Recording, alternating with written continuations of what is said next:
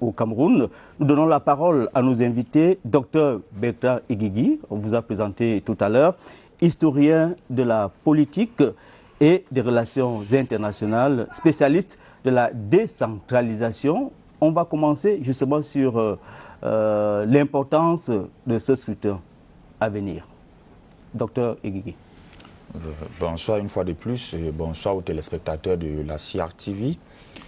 Déjà, il faut préciser que ce scrutin est très important parce qu'il marque un temps fort dans l'histoire de notre processus de décentralisation, parce que c'est à l'issue de ces élections du 6 décembre 2020, le deuxième niveau de décentralisation, n'est-ce pas, entrera dans sa phase effective, avec en place des conseils régionaux qui viendront, n'est-ce pas, compléter tout le dispositif de mise en œuvre de la décentralisation au Cameroun. Parce que les régions qui constituent le deuxième niveau de décentralisation vont prendre, n'est-ce pas, le rythme de la danse qu'avaient déjà amorcé les communes il y a un peu plus longtemps. Mola, is history in the making. I want to think that this is a combination of issues you discussed during the Major National Dialogue. That is the recommendations you made at the Commission where you were present. Yes, with the upcoming elections, that is to say the elections of 6th December 2020, we think is something which is coming to materialize and to respond to the different aspirations, most especially of the people from the southwest and the northwest regions of Cameroon, then Cameroon generally, because remember, with the 1996 constitution, it was previewed that Cameroon will embark on decentralization. And when we talk decentralization, we see the place of territorial collectivities in which we have regions and councils.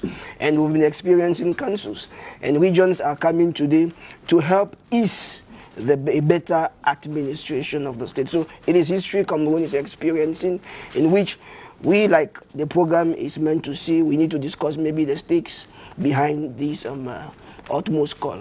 Alors, docteur, avant d'arriver ici, est-ce que vous avez senti comme un frémissement, puisque nous parlons du lancement de cette campagne? C'est vrai que c'est un scrutin indirect. Est-ce que vous sentez qu'on est véritablement entré dans cette campagne, docteur? Oui, ça se sent que nous sommes véritablement entrés dans cette campagne. Et il n'y a qu'à voir la mobilisation, n'est-ce pas? Même si on doit avouer que beaucoup d'acteurs, notamment les populations, ne sont pas directement concernés par cette élection, mais à partir du moment où le collège électoral qui est constitué de ceux dont les populations ont donné la légitimité, n'est-ce pas, de leur représenter, sont dans cette ferveur, ça se sent vraiment qu'il y a la liesse populaire, la mobilisation et les états-majors des différentes formations politiques qui sont en compétition dans le cadre de ces régionales se sont mobilisés. Et aussi en tant que citoyen, il y a ce sentiment, n'est-ce pas, de satisfaction dans la mesure où ce que les Camerounais attendent depuis 1996 arrivera enfin à partir du 6 décembre 2020. Donc il y a vraiment une liesse, il y a une ferveur et il y a de l'émotion, n'est-ce pas, qui se dégage. Nos différents correspondants sont d'ailleurs mobilisés sur l'ensemble du territoire national. Nous aurons les échos tout à l'heure. Peut-être le temps pour nous d'avoir Aboubacar Abo pour planter justement le décor et les enjeux, les défis de cette élection à venir. Abo Mohamed. Entrerons dans l'histoire avec le statut spécial d'inédit. Au rendez-vous d'une décentralisation matérialisée dans les faits, les régionales. Le 6 décembre prochain, les démembrements territoriaux de la République choisiront les capitaines qui devront mener à un développement effectif leurs différentes barques locales, constitutionnelles mais encore renforcées par les résolutions du national. Les régionales donnent du crédit à la République démocratique, consacrée comme telle, souveraine au-dessus des perceptions individualistes et égoïstes. La tenue d'élection de cet acabit est en revanche une motion de défiance d'une éloquence qui définitivement les appelle à l'insurrection ou au boycott, en même temps qu'elle identifie et met en déroute tous ceux qui rament à contre-courant des progrès démocratiques du pays. Mais si elles entreront dans l'histoire, les concernés sont interpellés eux aussi, eux qui devront par leurs actions décoder de quel côté ils se placeront dans ce thé d'histoire qui se veut immortel. Le 6 décembre prochain, les conseillers municipaux iront aux urnes.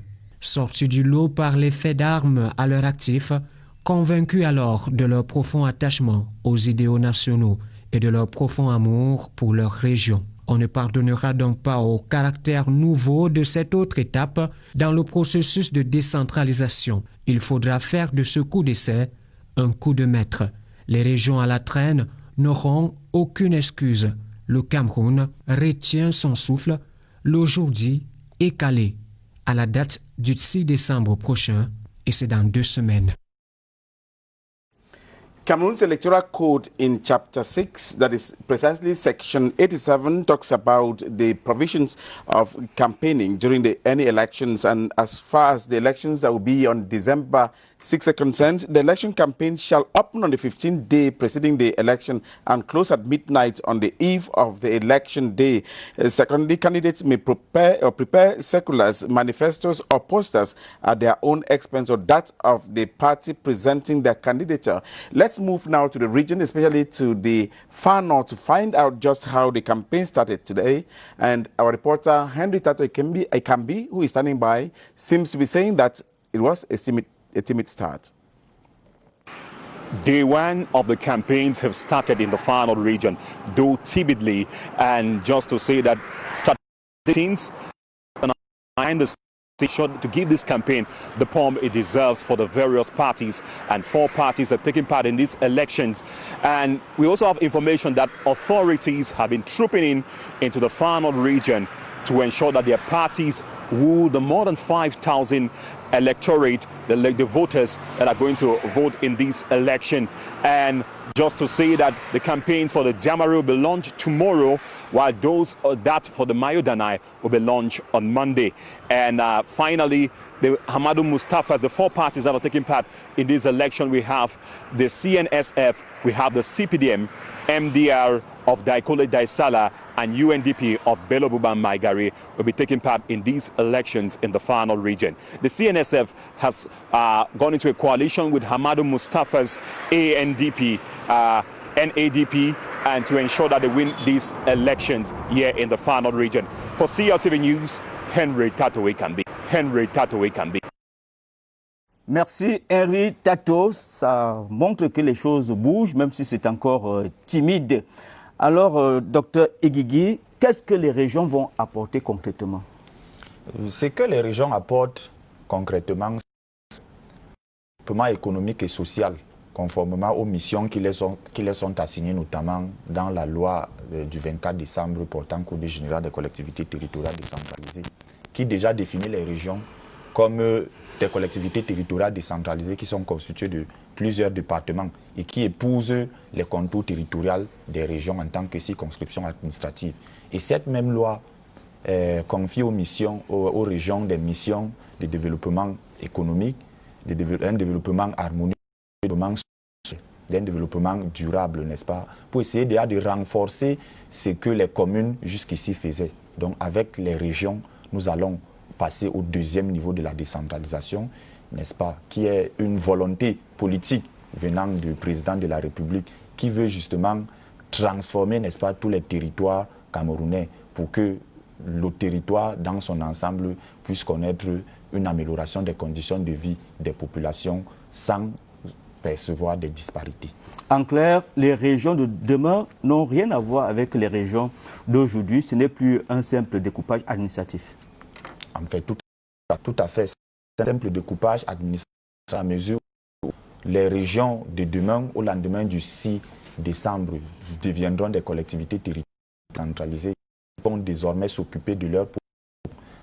C'est tout simplement que le transfert des compétences et des ressources qui est énoncé, n'est-ce pas, dans le Code général des collectivités territoriales décentralisées doit donner du sens, n'est-ce pas, à l'action des élus locaux, qui sont notamment les conseillers régionaux qui entreront en fonction aux élections du décembre 2020.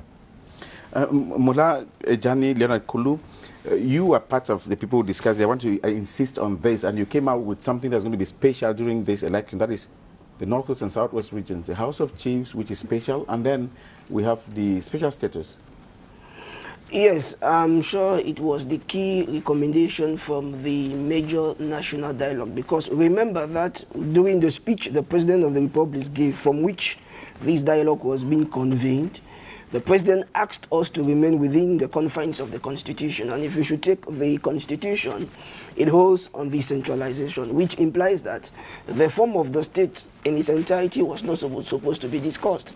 And within this dialogue, the question was to see how we can ameliorate or see the devolution of power from the center to the periphery, which can respond to the different maybe security challenges, the developmental challenges of the state. It is within this line that it was proposed the special status provision, which is seen in our constitution with Article 62, sub 2 to be precise. And in line with this, therefore, you come and realize that the setup of the Northwest and the Southwest region differs a little bit from the other regions of Cameroon, in which we'll see maybe this kind of regional assemblies which will be really animated. Remember that if you should go to the Code of Decentralization, which was voted, you will see Article 67 of it gives the different functions and responsibility of regions. Then when you go down, you will see Article 328, in which now the particularity of the Northwest and the Southwest of it is being added. So the region, the Northwest, Southwest, they hold on both Article 328 and 267, in which it now encompasses their function they are supposed to carry henceforth to ameliorate the situation of the people in these given regions. Now, the campaigns are starting today, or have started this day. Should there be a particular language that people in the Northwest should be using? I'm talking, bringing now the particular context that you and I are aware of. Now, the campaign starts today. I think it is now the responsibility of the different political actors or the political parties participating in these elections to know how to best sell this new vision to their people. Obviously, it is true the Electoral College is already defined, because we know it's all about maybe municipal councillors who are to vote. But now the consequence goes beyond municipal councillors. So they need to talk to municipal councillors and at the same time send a direct message to the people. Remember, in this decentralization code, the people have a very strategic role to play. That is why if you should go take, for instance, Article 40 of this law, you realize that individuals do have a right to civil society, through the local council, to propose to the local council, the regional assemblies, to bring projects to them, to follow up what they are doing. So the people play a key role. You can go down, for instance, to Article 416 of it. You realize that even before drafting the budget that will cover regions, they need to consult citizens. So priority projects are reached, not national projects, but particular projects which can respond directly to the aspirations and interests of the people. We shall come back, Bertin. Nous allons retrouver Augustin Guizana tout à l'heure pour nous dire comment tout cela se prépare, notamment au niveau de l'ECAM. Le temps pour nous de rappeler qu'environ 10 600 électeurs sont attendus aux urnes. On les appelle les grands électeurs. Ils sont attendus aux urnes le 6 décembre prochain. 106 listes ont été validées et acceptées par l'ECAM, les listes engagées pour être délégués de département, et 111 listes dans la catégorie des commandants traditionnels, du commandement traditionnel, il faut être plus précis, et à peu près une quinzaine de partis politiques en liste pour ces élections. Alors comment tout cela se prépare, Augustin Guizana? Affaires juridiques, de l'organisation des opérations électorales, de la communication et de l'informatique suivent des cours de niveau au processus électoral des régionales 2020. C'est à travers cet atelier de formation constitué de trois principaux modules. Les facilitateurs planchent sur le cadre juridique et institutionnel des conseils régionaux, l'organisation matérielle et la gestion opérationnelle du bureau de vote dans le cadre d'un double collège électoral, et dans le cas d'espèce, les participants s'imprègnent de l'aménagement du bureau de vote, la procédure du vote, le remplissage des procès-verbaux de la commission locale de vote. À suivre également le mode du scrutin et les modalités d'attente des sièges à chaque catégorie des conseillers régionaux. Vous le savez, c'est pour la première fois que l'ECAM va organiser ce type d'élection. Il est important que les parties prenantes soient au même niveau de compréhension, ainsi que l'a rappelé le président de la commission formation à l'ECAM, Borno.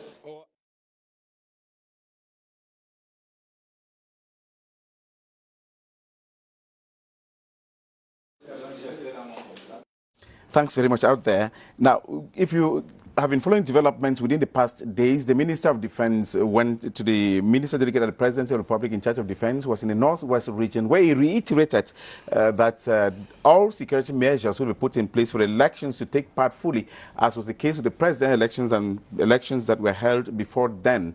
We shall move now to the Northwest regional capital, Bamenda, to find out from our reporter, Emmanuel Kuluku, just how campaigns started in that part of the country, taking into account that it's just a day after the Minister of Defense left Bamenda.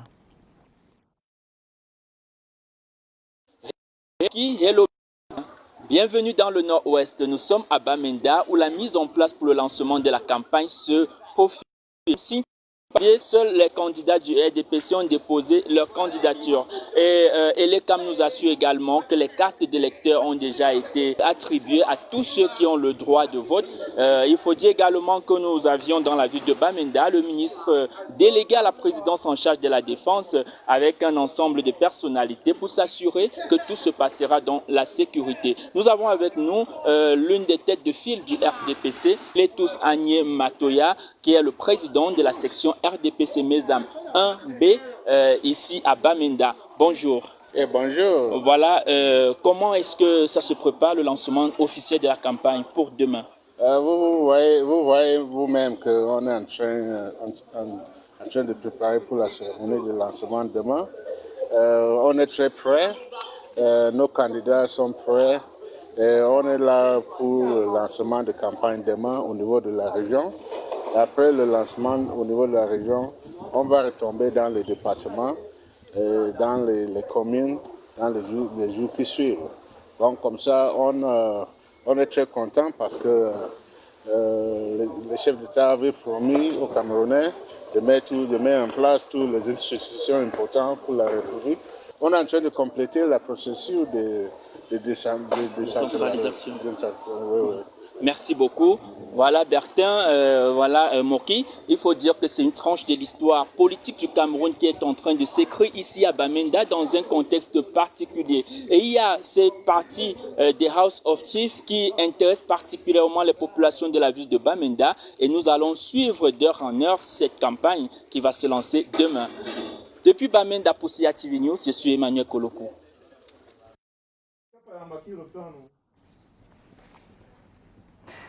Merci et bon retour sur ce plateau. On va rester dans le Nord-Ouest. On parlait de statut spécial tout à l'heure pour que les téléspectateurs qui sont plus à l'aise en français comprennent ce qui est expliqué par Mola Edjani tout à l'heure. Alors, le statut spécial, c'est quoi? Le contenu, c'est par rapport à l'Assemblée, c'est l'Assemblée locale, alors qu'ailleurs, il s'agit du Conseil. Alors, est-ce qu'on peut expliquer ça plus amplement? Déjà, ce qu'il faut comprendre, c'est que le statut spécial accordé aux régions du Nord-Ouest et du Sud-Ouest a deux fondements. D'abord, les premiers fondements sont historiques, n'est-ce pas? Parce qu'il faut aller chercher, n'est-ce pas, dans la longue expérience coloniale de cette partie du territoire qui a été administrée par les Britanniques, déjà qui s'est moulée dans la pratique du self-government, qui est, n'est-ce pas, un segment très fort de la gouvernance locale et de la décentralisation telle qu'elle est structurée aujourd'hui. Et les fondements juridiques de ce statut spécial sont à rechercher dans la Constitution du 18 janvier 1996, notamment l'article 62 dans son alinéa 2, qui octroie, n'est-ce pas, un statut spécial à certaines régions. Et la reprise ou alors la mise en symphonie de ce statut spécial dans la loi portant Code général des collectivités territoriales décentralisées n'est que la matérialisation de la volonté constitutionnelle de doter ces deux régions d'un statut particulier. Et le contenu du statut spécial porte justement sur la configuration des organes de ces deux régions-là, à savoir l'Assemblée régionale et le Conseil exécutif régional. C'est totalement différent des 8 autres régions, c'est-à-dire les régions francophones. Et on se rend compte que dans l'Assemblée régionale, il y a 2 chambres. La chambre des divisional représentatifs et la chambre, la House of Chiefs, qui siègent de façon distincte et qui prennent des décisions de façon indépendante, mais qui se regroupent dans le cadre de l'Assemblée régionale pour essayer un peu d'harmoniser ce qui est pris comme décision dans chacune des 2 chambres-là. Et il y a une autorité qui sera mise en place dans ces 2 régions avec le statut spécial qu'on appelle le Independent Commission. Autorité qui sera là pour essayer d'arbitrer les contentieux qui pourront naître, n'est-ce pas, des éventuelles réalités qui vont émailler la mise en œuvre de la décentralisation dans ces 2 régions. Voilà, Gianni, malheureusement, il n'y aura pas de compétition réelle de ce côté-là, dans le nord-ouest et dans le sud-ouest, puisque le RDPC va faire cavalier seul. Now, you need to take into consideration the fact that we are in politics and elections or votes are discrete. The fact that CPDM should have the councillor does not determine the fact that obviously they might win the elections, which implies that councillors can still go in. There is a list. There is a list, but councillors they can withdraw their votes. Anything can happen. We are in a situation of an election in which councillors can determine to vote or not to vote, which can, but I'm not sure if they are voting or not will end the decentralization process in its entirety, because remember that we can see special delegation with Article 7 of this law, which demands that even when we don't vote because of a particular problem, the president can reach a special delegation to put people to manage, which is fundamental. But at the same time, it's important to take into consideration the animation within these local houses or the regional assembly, in the sense that there is this sense of impeachment, which you will see in Article, I'm sure you see in 342, you see in 342, 341 of it, in which between them, that is to say the divisional councillors and the chiefs who do constitute, they can cross-check one another. They can follow up one another to an extent in which they can even impeach somebody. So there will be a kind of animation. But yes, like he said, the competition, we can see it a little bit mitigations. But the political as far as the House of Chiefs is concerned, there would be elections, because they're contesting lists in the Northwest region. Certainly, it will be there. It will be there. But the chiefs among themselves, remember that they are chiefs, and that is why they did not agree before now. It's not now that they agree. No, that's why we said elections and politics is open, but somehow it's among themselves that they'll come in to position themselves and to see what they can bring, because we should remember that chiefs must take into consideration the fact that today they are being called upon to contribute to ameliorate or to improve the situation of their people. If you were to go, for instance, in the law of 1977 on traditional chiefdoms, for instance, you see in Article 20, you realize that chiefs do have that responsibility to bring social and economic development within their areas. Especially cohesion. So when they do this, they are coming to bounce back. It's a bigger perspective open for them to respond to the aspiration of their people. Mula, when Dr. Bertrand Igigi was speaking earlier on, he spoke about the independent conciliator who would be, they will be specific in the Northwest and Southwest regions. If you have them, it means that there's still a conflict of competence, conflict of power somewhere. The overbearing rules of the administration. Now, if you should take the independent conciliator, which you see in Article 368, his functions are very, very defined. Now, in principle, the independent conciliator is between the population and authorities. He can come in to intervene, to help, to ameliorate each problems that can affect population and local authorities. It is true in sub 5 of this law, sub 3, the 5th point of it, we see a situation whereby parliamentarians, about 5 of them, can demand he investigate what the regional assembly is doing. But his role fundamentally does not touch them, but conciliate between the local population and the local authorities to see how they can easily manage the local problems. So there won't really be a conflict of maybe an institutional conflict as per se. Docteur Igigi, un mot sur ces listes uniques. Est-ce qu'on est sûr d'avoir déjà gagné avant le jour J? Parce que vous êtes seul partant. Bien entendu, lorsque nous sommes seuls, lorsqu'il y a une seule liste qui est en compétition, la configuration voudrait que cette liste part avec les acquis d'une prétendue victoire. Mais sauf qu'on peut aussi observer un quelconque vote sanction. Toujours est-il que lorsque une seule liste est en compétition, elle a beaucoup de chances de gagner. Mais maintenant, tout dépend du comportement des électeurs. Parce que seuls les électeurs décident. Parce que le vote est secret et souverain. Malgré qu'on est dans le cadre du suffrage universel indirect avec le système des grands électeurs. Repartons sur le terrain avec le PCRN du président Cabral Libye, engagé dans 7 circonscriptions administratives et 4 régions, notamment dans l'Union Ekele, la Moufou et Afamba, la Sénaga maritime, le Vouri, le Nkam. Le PCRN est également engagé dans le Mbéré et dans le Noun. Comment est-ce que la campagne a été engagée dans le Vouri? Esquisse de réponse avec ce membre rencontré par Abouakar Abo. On a commencé la campagne pour présenter tous les candidats. Nous sommes au nombre de gens dans le Vouri. Et ensuite, on va établir, on va déployer la stratégie de campagne. La stratégie, c'est essayer d'aller en contact direct avec tous les conseillers municipaux qui sont dans le Vouri. Essayer de les rencontrer personnellement. Notre projet, c'est rendre le Vouri ou la région littorale autonome. Essayer d'avoir, en fait, créer un investissement en fonds propres qu'on pourra investir dans le PME. We leave Douala there, that candidate of Cabral Libye's party that will be competing also in parts of the littoral region, and move now to the north region, precisely in Garoua, where a couple of political parties will also be going in for the regional elections that will vote 90 members of that election. Our reporter Luisa Kwanga Chato is on the line to talk to us about how the campaign started and the parties that will be competing.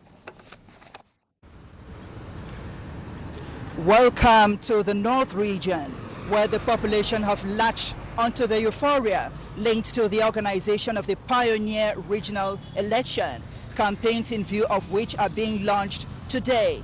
The CPDM party house in the regional capital Garoua would serve as the venue for the launch of the campaigns for the ruling party, and events are being organized by her rivals, named National Union Democracy and Progress and the Cameroon National Salvation Front, whose lists have been approved by the elections governing body ELECAM. Now, 2,185 municipal councillors and traditional rulers would be voting to select a total of 90 regional councillors for the region. The population of the region have praised this giant leap in the nation's decentralization process impulsed by the head of state, President Paul Biya, with the hope that this regional body would serve as an effective interface between the government and the local councils in effectively engendering meaningful development. I would be yours to answer subsequent questions you might have from this part of the country. For CRTV, I am Louisa Akwanka Achato in Garoua. Merci Louisa. On espère avoir également Claver Pascal Danga dans les prochaines minutes pour nous planter également le décor de cette campagne lancée là-bas dans la région du Nord. Je rappelle qu'une quinzaine de partis politiques sont engagés dans cette compétition électorale qui connaîtra son dénouement le 6 décembre prochain, du mois avant le contentieux s'il y en aura. Je cite le RDPC qui est présent dans les 58 départements qui représentent les circonscriptions électorales. Il y a l'UNDP avec 11 listes, le PCRN, je l'ai dit tout à l'heure, 7 listes, le FDC 3, le PAL qui ne rate jamais la compétition dans la Léquier avec une liste, le RPD, le PURS avec 3 listes, le RNDD dans la Moufou Akono, une liste, UPC, 2 listes, Sénaga Maritime, je crois, Ezeka, Nyong Ekele, le FNNC du côté du nord et de l'extrême nord, 3 listes, MDR dans l'extrême nord, une liste, MLDC, une liste, UMS dans le Onkam, une liste, et puis l'UDC, toujours abonné présent du côté du Noun, l'UDC qui a ces 2 listes. On va voir comment ça se mobilise dans les états-majors. Notre reporter Nadia Amana a fait le tour, notamment ici à Yaoundé. Nous avons mis en place une équipe, d'abord au niveau de la prise de son par rapport à ce que nous ferons. Et en plus, nous avons préparé les gadgets, les tricots, les banderoles, ainsi que nos professions de foi, c'est déjà bien confectionné. D'ailleurs, que c'est déjà reçu le visa de l'ECAM. Et après cela, donc, nous allons faire aussi des dépliants pour expliquer notre façon de travailler quand nous serons élus. Et effectivement, et également recenser nos réalisations avant, et présentes et futures. Nous avons des stratégies, nous avons des techniques et nous préparons cette campagne dans la sobriété. Et comme d'habitude, nous savons que partout où nous serons en course, nous allons étendre notre force de frappe.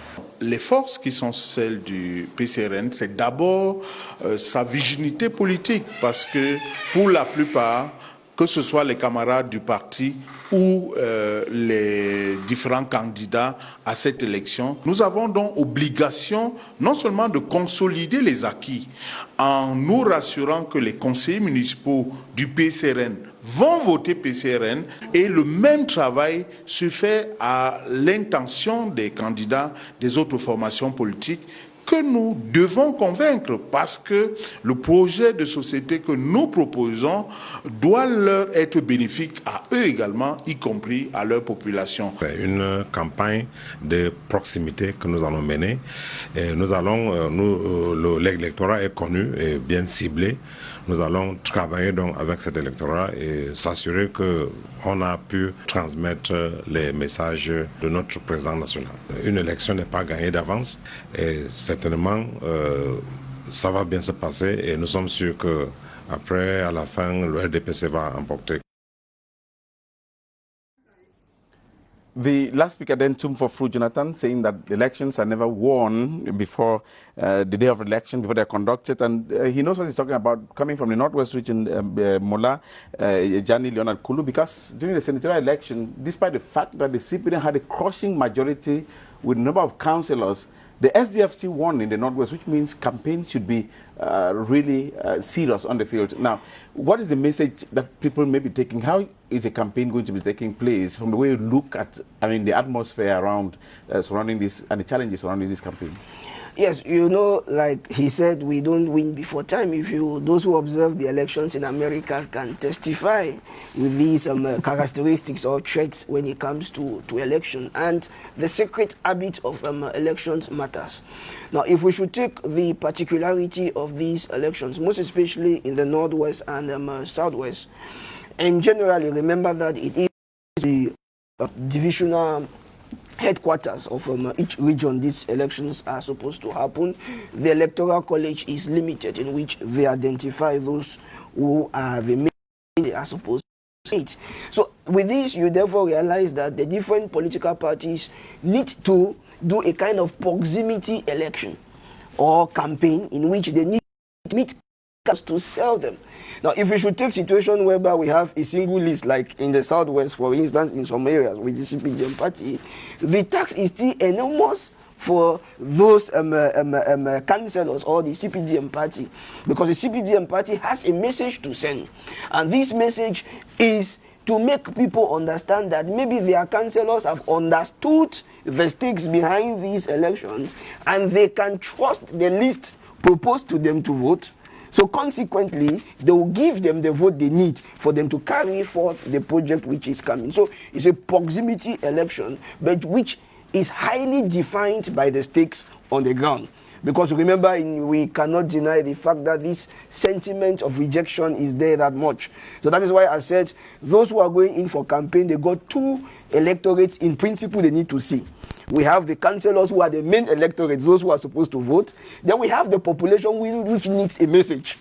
This message is to see how they can rally behind this project that has been put forward to ensure maybe security, development, and the different aspirations of the people. When you look at the decentralization, regional elections itself, it came because of that sense of rejection, of not involving the population in participation and so on.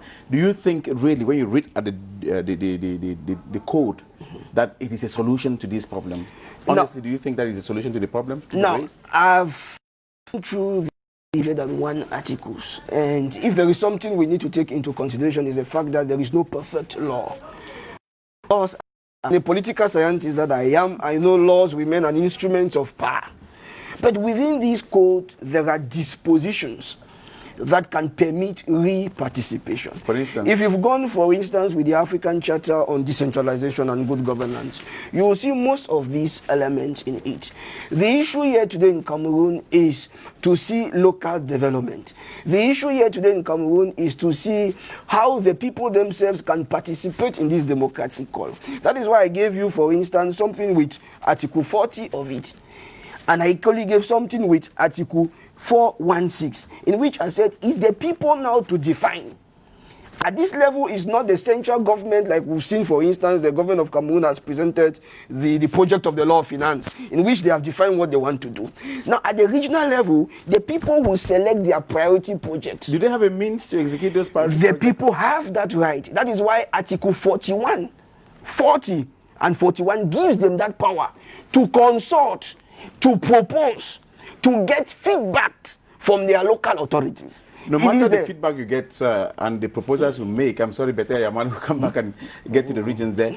If the means to execute is not there, would they go now campaign and tell people we are going to do this when they know they don't have a means? The 15% that was proposed before to the local council. Now, the government in Article 25, they talk about at least 15% will be given. It's just an aspect of the resources. There are different aspects of these resources we can see. If you should go to, I'm sure, 490, you will see there are different domains through which they can make. Remember, there is what we call intercommunality between councils. They can go in for loans. They can do decentralized cooperation. They can equally, there is what we call local taxes that they can emit. So there are different domains of budget or resources which they can create. Now it is the ability of those local authorities to make sense out of the law which has been given to them. That is why they will need consultants, experts who understand the logic of decentralization. It's true NASLA is there to accompany them, but NASLA will not be there. It will train them, but at the same time, they need to bring people closer who've eaten this law, who've understood what the law demands, who can help them create resources for them to succeed in their projects. Docteur Guigui, vous avez suivi Docteur Ejani parler de cette gouvernance de proximité avec la possibilité pour les populations de veiller sur leurs priorités. Mais là, nous sommes dans un scrutin indirect. Ce ne sont pas les populations qui vont élire les conseillers régionaux ou les conseils régionaux. Alors, à qui va-t-on rendre compte lorsqu'on est dans ce conseil-là? Est-ce qu'on va rendre compte aux électeurs qui sont les conseillers municipaux ou alors on va subir la pression des populations? Déjà, ce qu'il faut préciser, c'est que l'élection du 6 décembre 2020 est une matérialisation d'un des enjeux ou alors l'un des objectifs de la décentralisation qui vise la promotion de la démocratie au niveau local. Ça, c'est un enjeu qui est clairement défini.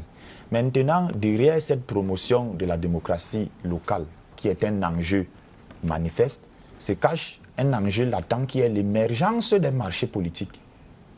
Et dans le contexte du marché politique, les entrepreneurs politiques locaux qui sont candidats à ces élections régionales-là présentent une offre qui doit être approuvée ou rejetée par les potentiels consommateurs, qui sont d'abord les électeurs, les grands électeurs, mais ensuite les populations, parce que les grands électeurs représentent les populations qui les ont choisis comme conseillers municipaux.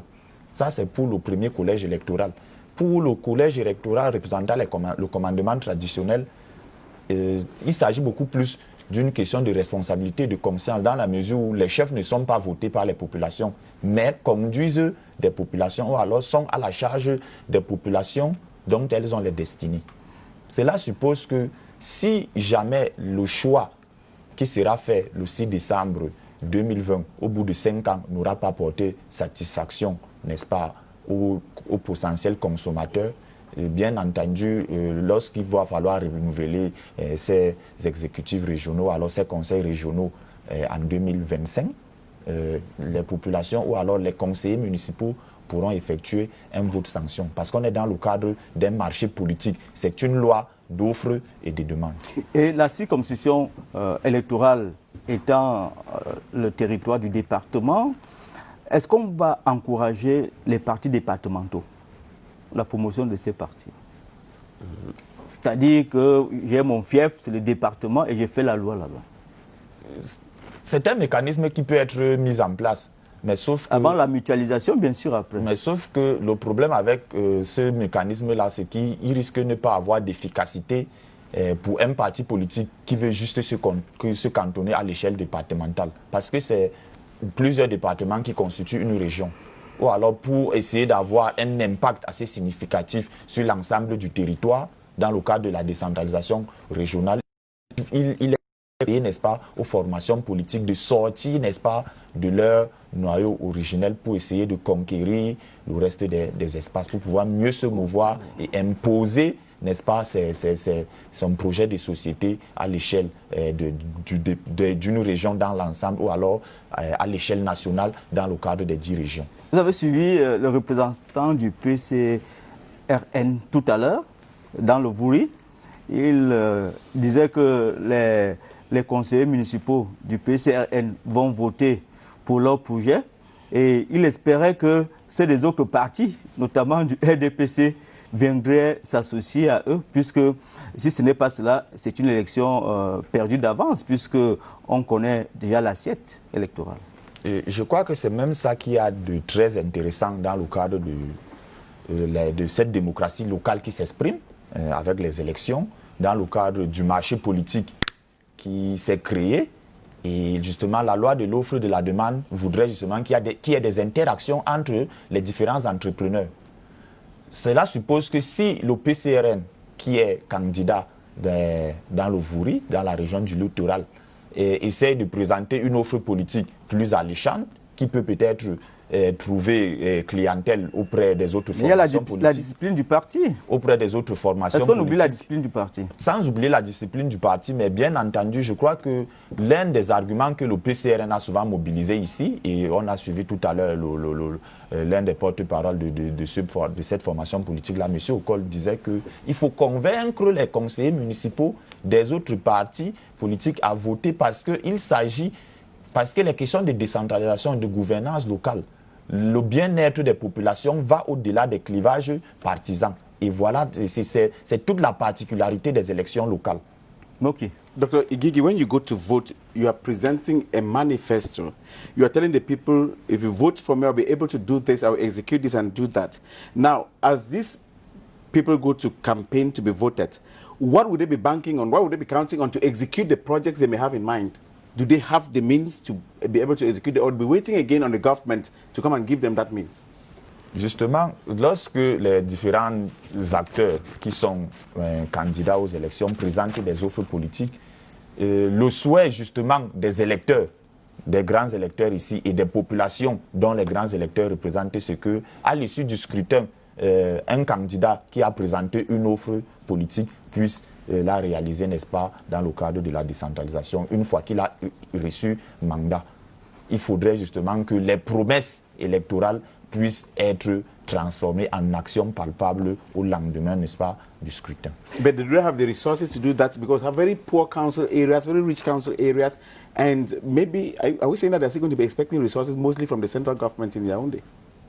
Je crois que cette question du transfert des ressources devra justement être suffisamment débattue lorsque les conseils régionaux seront mis en place. Mais déjà, la loi est claire parce que le Code général des collectivités territoriales, dans, n'est-ce pas, les dispositions qui traitent du transfert des compétences, stipule que le transfert des compétences doit simultanément s'accompagner du transfert des ressources. Donc l'État central a, conformément aux dispositions prévues par la loi, la responsabilité, j'ai envie de dire l'obligation de transférer les ressources nécessaires aux collectivités territoriales décentralisées dans le cadre de l'exercice de leur mission. Vous êtes sur la CRTV, émission spéciale de lancement de la campagne électorale, la campagne des élections régionales. Les élections qui auront lieu le 6 décembre prochain. Une grande première au Cameroun qui parachève le processus de décentralisation. Nous repartons sur le terrain pour avoir les échos de cette campagne, notamment dans la région de l'Est, où notre reporter de Niamey a suivi l'UNDP. Véritable jeu politique et démocratique que les différents partis politiques, candidats à l'élection régionale, s'apprêtent à nous présenter ici dans la région de l'Est. Alors dites-nous, comment est-ce que se prépare cette campagne électorale pour le compte des élections régionales? Nous sommes en train de préparer ces élections dans une quiétude générale. L'UNDP compte 25 conseillers. Mathématiquement, nous ne pouvons pas gagner. Mais il faut prendre en compte que le vote, il est secret. Et vous vous souvenez, lors des élections sénatoriales, nous n'en avions pas un seul conseiller. Mais nous avons réussi à arracher auprès de nos partenaires 25 conseillers. Et nous comptons aller plus loin que cela. Les élections auxquelles l'UNDP va prendre part dans le département du Lom-et-Jérém, s'agissant de la région de l'Est. Ce choix, c'est parce que dans ce département, l'UNDP est mieux structuré par rapport au reste des 3 départements que compte notre région. Les potentiels électeurs ne doivent pas voir l'étiquette ou le timbre de leur parti, mais ils doivent voir le développement du peuple de cette partie du Cameroun qui aujourd'hui croupit sous le poids de la misère alors que Dieu nous a tout donné pour prospérer. Il suffit seulement d'avoir des bons guides et je crois, ma foi, qu'au sein de l'UNDP, il y a des bons guides pour pouvoir prouver le contraire. Nous restons sur le terrain, mais cette fois dans la région du centre, pour voir comment ça se mobilise également. C'est vrai que le RDPC est en pole position dans plusieurs départements. Le RDPC est la seule liste dans plusieurs départements dans la région du centre. Mais est-ce que c'est le cas dans le Mbam-Ekim? Je crois que oui. Dans le Mbam-Inoubou, 2 listes avec le PORS et le RDPC. Alors, Paul Abena a fait le déplacement d'un TUI dans le Mbam-Ekim pour voir comment ça se mobilise. Il y a une seule liste à ma connaissance de ce côté-là. Paul-Alain Abena. Eh bien, bonsoir Yaoundé. La campagne électorale pour le compte des régionales 2020 est officiellement lancée ce dimanche. Mais pour le cas du Mbam-Ekim, les choses s'organisent un peu différemment. C'est plutôt demain dimanche, que la caravane va effectivement s'ébranler. Les différents états-majors des instances engagées dans cette compétition sont en plein mouvement.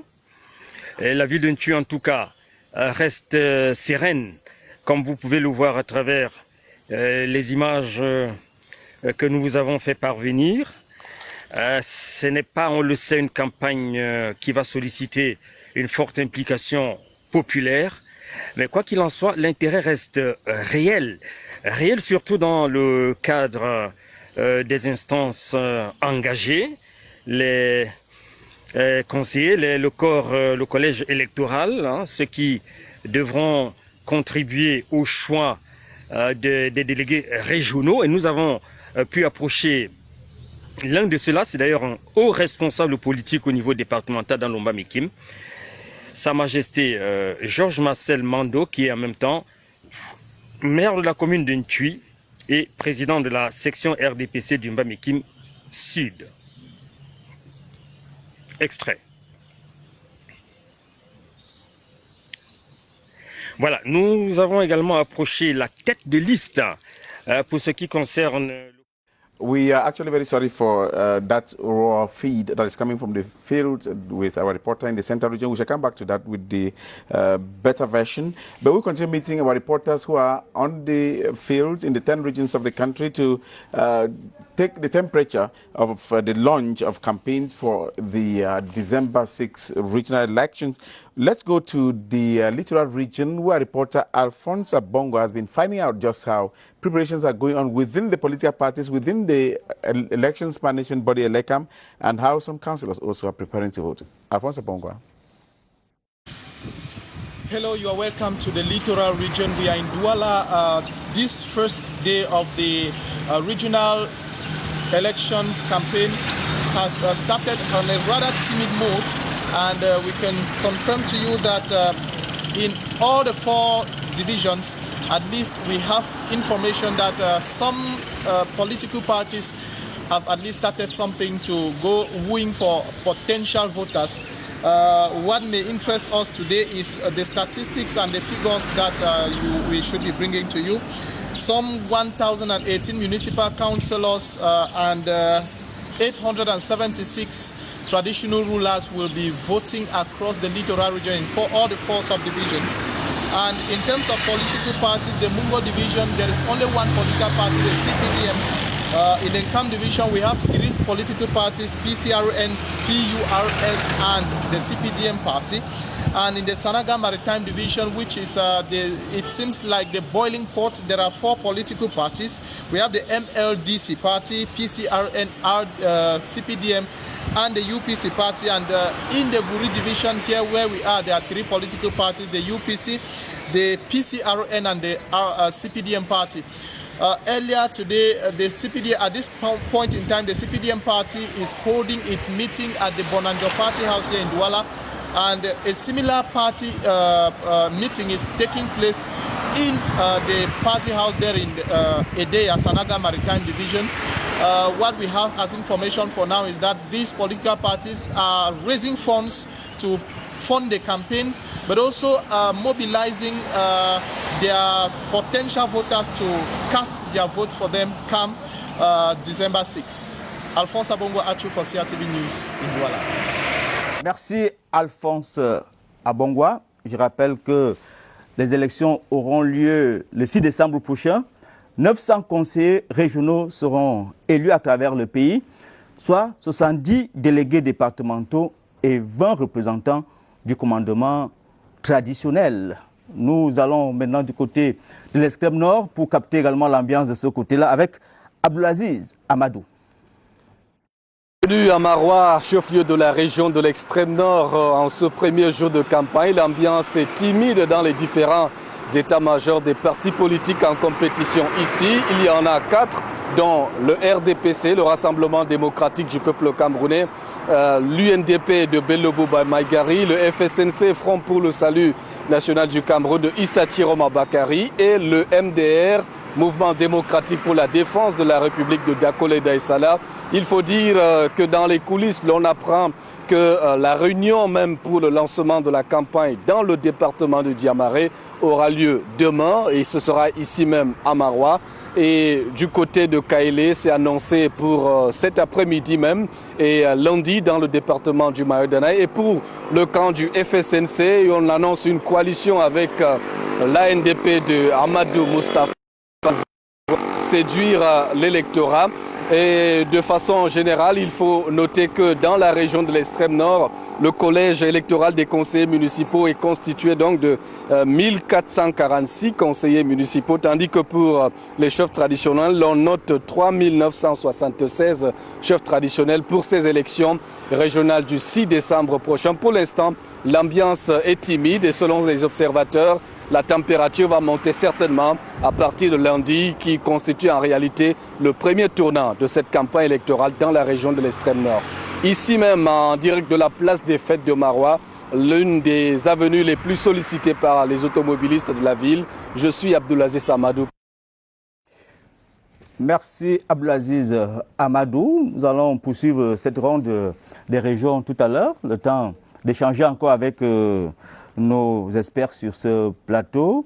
Docteur Igigi, de nouvelles structures qui se mettent en place. Il y a déjà la déconcentration qui vient se superposer à la décentralisation. Je vois le gouverneur avec le chef de le président de comment on a pu départager les différents pouvoirs. Déjà, il faut préciser à nos téléspectateurs que la décentralisation, tout dépend de la forme de l'État. Et la forme de l'État est suffisamment détaillée, définie dans la Constitution du 18 janvier 1996, qui, dans son article 1er, alinéa 2, dit que le Cameroun est un État unitaire décentralisé. Et la décentralisation constitue le principe atténuateur au caractère centralisé de l'État. Parce que l'État est unitaire, on l'a donc décentralisé. Et on peut avoir des États unitaires centralisés, on peut avoir des États unitaires déconcentrés, on peut avoir des États unitaires décentralisés. Et la décentralisation territoriale qu'on applique au Cameroun n'exclut donc pas la déconcentration administrative. C'est pour ça que le gouverneur de région est une autorité administrative, alors que le président du conseil régional est un élu local qui représente la collectivité territoriale décentralisée. Pourquoi? Parce que lorsque le Code général des collectivités territoriales définit la région, il précise bien que la région en tant que collectivité territoriale décentralisée épouse les contours de la région en tant que circonscription administrative. Est-ce qu'on ne va pas vers des conflits d'autorité? Vous savez, le gouverneur peut-être a pris goût du pouvoir. Le conflit, l'exercice des compétences qui seront transférées aux régions, ou alors qui ont été transférées aux régions par le Code général des collectivités territoriales décentralisées, dans les régions qui sont prévues par la loi. Et voilà pourquoi les vous régions... appuyez tellement sur la loi. Vous savez, la loi est une chose, la pratique en est une autre. On a vu des cas que je n'aimerais pas citer ici. Justement, si on ne s'appuie pas sur la loi, on ne peut pas s'en sortir. Pourquoi? Parce que c'est la loi qui fixe le cadre général de la décentralisation. Et Lauriane, il n'y a pas de société qui fonctionne sans les normes, sans les règles. Puisque c'est encore la même loi qui permet d'éviter qu'il y ait justement des conflits de compétences. C'est vrai, on pourra donc observer des conflits de compétences. Pourquoi? Parce que là, on est dans le cadre des usages hétérogènes de la décentralisation, c'est-à-dire les enjeux latents, qui sont un ensemble de dynamiques qui ne sont ni voulues ni compris par les principaux acteurs, qui sont notamment les populations qui sont censées bénéficier, n'est-ce pas, de Justement, nous sommes dans le cadre des œuvres humaines qui ne sont pas parfaites. And I think from what Bertin is saying, if there's a conflict between the governor and the regional president, who handles it? Il n'y aura pas de conflit parce que chacun sait ce qu'il a à faire. Et encore que la décentralisation ne fait pas disparaître l'État. Les régions en tant que collectivités territoriales décentralisées sont dans la République, dans l'État. C'est l'ensemble des collectivités territoriales décentralisées qui constituent la République. Par conséquent, la République est dans les collectivités territoriales décentralisées et les collectivités territoriales décentralisées sont dans la République. En fait, le docteur se met dans la posture du meilleur du monde. If I were to bring j'aimerais qu'on conclue. I'm in line with the discussion. I'm in line with the discussion, but I intend to bring something. I'm sure the problem here is not all about competence in the sense that local authorities, they have what they are supposed to do. Now, the relationship between local authorities and government representatives, in occurrence, you have the governor and the control. Is out of control. It's true, we cannot deny it. And now the question has always been around the moment. I'm coming. Le problème vient même de la préséance qui passe avant. I'm coming. Now the problem now should mostly be at the level of at what moment should we see this control? Is it a control a priori or a control a posteriori? That is why I'm sure the question is coming, because if we should go back to this law, you see Article 76 and 77, you realize, for instance, that local authorities need to submit their project before administrative authorities who can validate. And I'm sure refuse to validate. They all refuse to validate. And I'm sure there we could see a kind of tussling. But now it would depend on the capacity of these people to negotiate. Remember that we are in a situation of cessation. And the government somehow is still struggling to ensure that they have an eye on what is happening on the ground. But it will be difficult to see a situation whereby we will not see tension between local authorities and administrative authorities because of the power they will have. You can equally take the same situation with the Secretary General appointed by the President. That is Article 323 of this code, in which he equally have a kind of authority. So we could see it, but I think with time, the legislator will go maybe further to see how they can check the moment of this control. It will even be better if it's a control a posteriori and not a priori. Dr. Gigi, you wanted to add something? Oui, j'aimerais justement ajouter quelque chose. Parlant des éventuels conflits de compétences qu'on pourrait observer, d'autorité même. D'autorité, il faut d'abord rappeler que dans le cas de la décentralisation, l'État assure la tutelle sur les collectivités territoriales décentralisées. Et dans le cadre des communes, c'est le préfet qui assure la tutelle des collectivités territoriales décentralisées, qui sont ces communes-là. Et ce qu'il faut préciser, c'est que le préfet assure la tutelle sur les communes au nom de l'État. Donc le préfet n'est pas le tuteur des communes, mais c'est l'État qui, agissant en la personne du préfet, assure la tutelle sur les collectivités territoriales décentralisées. Et je crois que pour les régions, c'est le gouverneur qui assure la tutelle.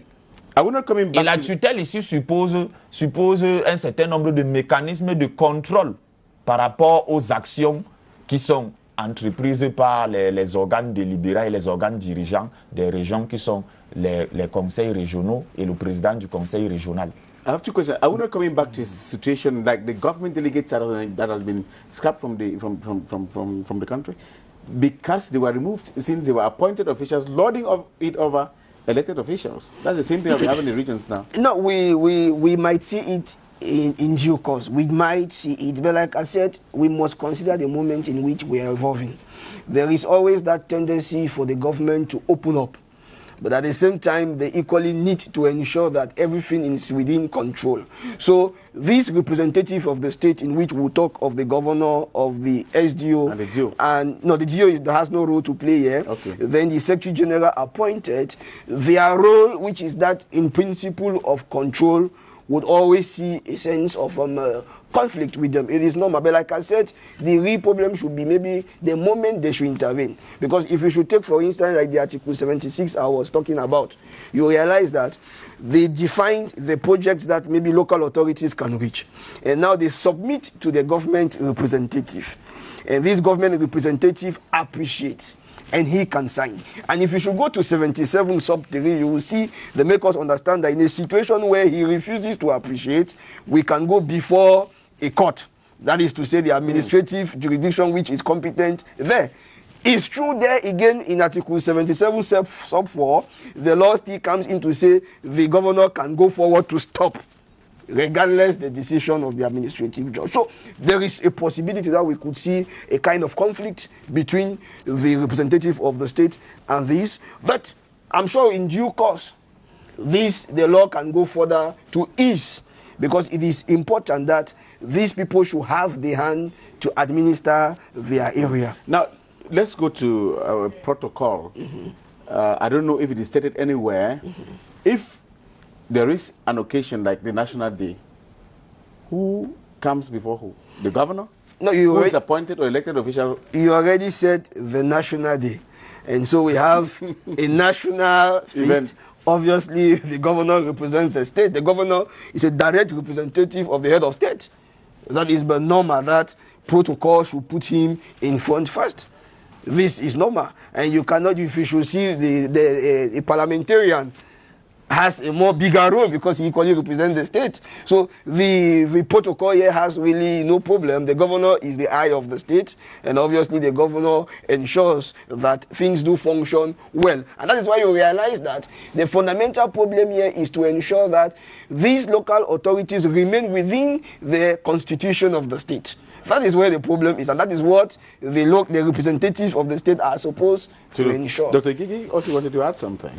Déjà, je vais faire une précision sur cette question des conflits de compétences et d'autorité. Il faut préciser justement les compétences qui ont été transférées aux collectivités territoriales décentralisées concernent les matières ou alors les segments ci-après. Le développement économique, le développement, l'action sociale, la culture, le sport, l'éducation, la santé. Mais il y a des compétences qui restent régaliennes à l'État. La sécurité, la défense. Puisqu'on n'aura pas des armées, les régions n'auront pas d'armée, les régions n'auront pas de police, les régions n'auront pas de gendarmerie, etc. Cela suppose quoi? Cela suppose que le gouverneur de région restera toujours une autorité, l'autorité administrative déconcentrée, la plus haute au niveau de la région et les préfets des départements. Pourquoi? Parce que l'État continuera toujours à veiller sur la sécurité des personnes et de leurs biens, parce qu'il s'agit des compétences qui n'ont pas été transférées aux collectivités territoriales décentralisées. Et c'est pour ça qu'en principe, on n'est pas censé observer de conflits de compétences. Pourquoi? Parce que justement, la loi fixe le cadre d'exercice des compétences et des prérogatives de chaque acteur, c'est-à-dire pour les gouverneurs et les préfets qui représentent l'État dans le cadre de la déconcentration administrative et les élus locaux dans le cadre de la décentralisation territoriale. Oui, c'est pour ça que je vous disais que l'être urbain n'est pas parfait. Il y a le cadre juridique, mais la tendance à la violation ou au contournement demeure. Il y a le code pénal qui interdit le vol, mais il y a le vol. Entre autres. Donc, il y a la théorie et la pratique. Justement, en théorie, la loi a prévu ça. Et je vous disais, la décentralisation a des enjeux manifestes et des enjeux latents. Et dans les enjeux latents qui sont ces usages hétérogènes, des choses qu'on n'a pas prévues ou alors qu'on n'arrive pas à cerner, justement, il y a donc des conflits d'intérêts, des conflits de compétences, des conflits d'autorité. Parce qu'il s'agit là, n'est-ce pas, de dynamiques. Et parce que la décentralisation est structurée dans un champ politique précis. Et lorsqu'on parle de champ politique, on parle des interactions. Et lorsqu'il y a des interactions entre des acteurs, il y a toujours des conflits, des batailles de positionnement et tout ça. Mais en principe, la loi sur la décentralisation, déjà la Constitution, toutes les autres lois encadrent ce processus de façon à ce qu'il n'y ait pas de conflit d'intérêts, de conflit de compétences entre les principaux acteurs. And maybe just to add something still in line with this, we saw in Yaoundé with the city mayor and the mayor in Yaoundé, we saw these things are always there. It will always happen, but remember that decentralization does not deny general interest. So in as much as local authorities are there to ensure the interest of their locality, they must equally ensure that they preserve national interest. Yeah. It is within this relationship they now both need to work with the concentrated authorities. So there can be tension, and the law previews the competent jurisdictions that can come in to mediate. Remember that you equally have the National Council for Decentralization headed by the Prime Minister, which implies that he can equally come in like an arbitrator should in case there is something. Remember that we have interministerial committees. I'm sure Article 88, 87, 88 comes into it. Interministerial committees, they can come in equally to play a role. Remember the Minister of Decentralization itself is a key actor. So there can be a situation whereby there can be a kind of conflict between these actors, but there are provisions to sort it. And what matters is the general interest.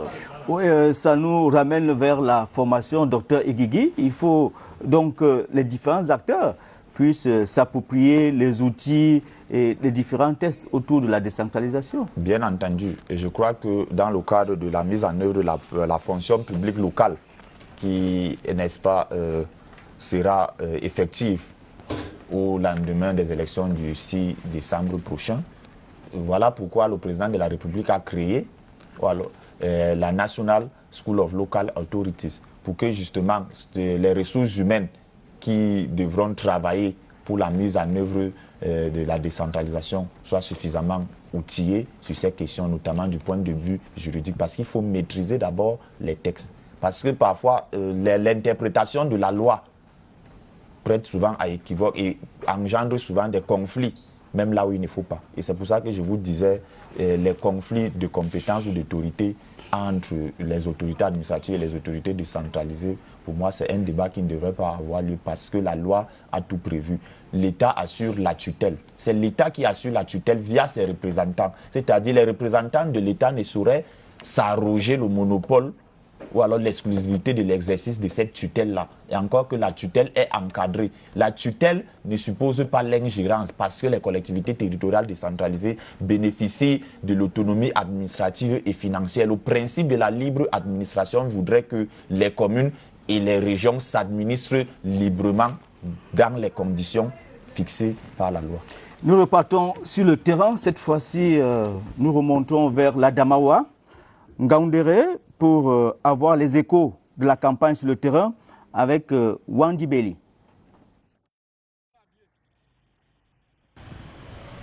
Yes, hello Yaoundé, you are welcome to Ngaoundéré, chief town of the Adamawa region, where I must tell you it has been a normal Saturday for a majority of inhabitants of this part of Cameroon who have been going about their daily activities as usual. Now for another category of Cameroonians, those directly involved in the regional council election, it is a special day for them. As you all know, the campaigns for the December 6th regional council elections no doubt begin today. And a while ago, we were talking to some leaders of the three main political parties involved in this campaign, in this election. I'm talking of the NUDP, the CPDM, and the PCNR political parties. And they all say they are serene and they are opting for a door-to-door campaign since a majority of the electors are already known for this election. Now, while most of these parties go for a door-to-door campaign, let's note that tomorrow, Sunday afternoon, here in Ngaoundéré, precisely in the Vina division, we shall have CPDM officials who shall gather at the party house to officially launch campaigns in this particular division. I'm talking about the Vina division. And on Monday afternoon, it shall be in the Mbere division of the Adamawa, precisely in Menganga, where party bigwigs of the CPDM shall equally gather to launch campaigns in that part of Cameroon. Now, Muki, let's quickly remind you that it is going to be a fierce battle in the Adamawa region between the CPDM and the NUDP political parties. And let's give you some interesting figures as far as these regional council elections are concerned.